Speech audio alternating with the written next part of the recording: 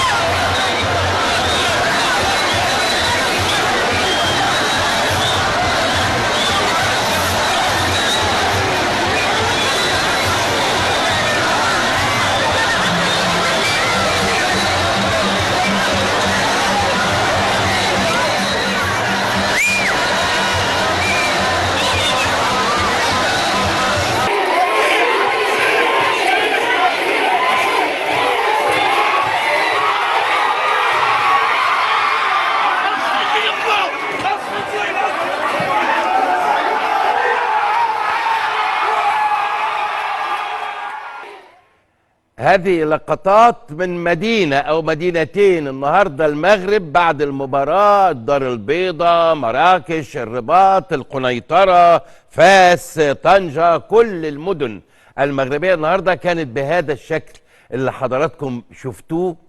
كرة القدم. شكرا طبعا للزميل العزيز والصحفي الكبير المغربي محمد القردة ان هو بعت لنا هذه الفيديوهات، وبنحاول ان احنا يعني نوصل لحضراتكم الفرحة من كرة القدم. كيف تفعل كرة القدم في الشعوب؟ هذه كرة القدم.